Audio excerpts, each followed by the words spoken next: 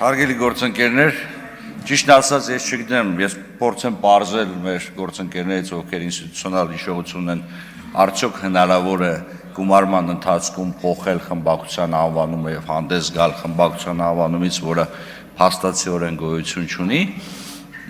Դա ձեր գործն է, պարոն Մամիջանյան, բայց ամեն դեպքում պատիվ ունեմ խմբակցությունը ներկայացել էր հայտարարության նախագիծ, որի ներկայացման հիմքում առավելապես լսումներ անցկացնելն էր, որովհետև գիտեք, որպեսզի լսումներ անցկացնել, խմբակցությունը պետք է ունենա հնարավորություն ինչ-որ փաստաթուղթ ներկայացնի ազգային ժողովին, եւ երևի թե այստեղ մենք կանոնակարգ օրենքի հետ կապված խնդիր ունենք, երևի պետք է նման հնարավորություն տալ պարզապես խմբակցությանը առանց որևիցե փաստաթղթի լսում անցկացնելու, որպեսզի նման իրավիճակներ չառաջանա։ Փաստաթուղթը ներառում էր քաղաքական իրարամերժ դատողություններ, որոնք փոխկապակցված էին կարծես թե պատիվ ունեմ խմբակցության կարծիքով երկրում արկա քաղաքական խնդիրներին եւ զուգակցվում էին իմպիչմենտի, իսկ իմպիչմենտ կներեք, պարոն Մամիջանյան,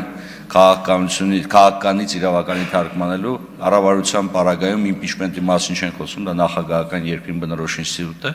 խոսքը գնում էր կառավարությանը անվստահություն հայտնելու գործընթացի մասին, իսկ այդ գործընթացը կարգավորվում է ոչ թե հայտարարության, այլ ձեր կողմից մատնանշված համապատասխան դիմումների առկայությամբ, ընդ որում նաև մեր քաղաքացիներին տեղեկացնեմ,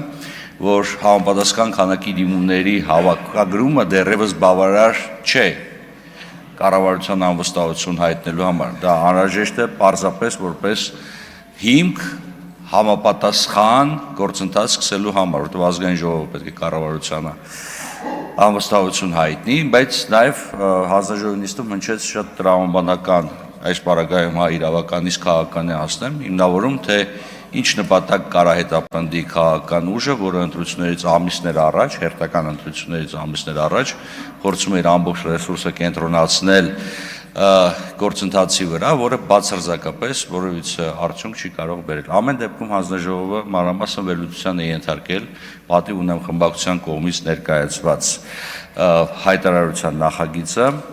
բավական երկար նիստ ենք ունեցել եւ բոլոր ներկաները հնարավորություն են ունեցել արտահայտվեն, ընդ որում շատ ուրախ էի, պարոն Մամիջանյան, որ այս նիստին գոնե ձեր նախագիծը քննարկելու համար հանձնաժողովում ներգրաված ձեր անդամը ներկայացել էր, ցավում եմ, որ ձեր նախագիծը քննարկելուց հետո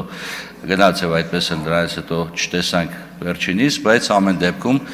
գոհունակություն պետք է արտահայտեմ, որ վերջի 3 տարվա ընթացքում դուք այդուհանդերձ հանձնաժողովի նիստին մասնակցություն ունեցաք։ Հարգելի գործընկերներ,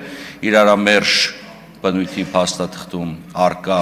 դատողություններ ուսումնասիրելով հանձնաժողովը բացասական կարծիք է տվել նախագծին, այսքանը շնորհակալություն։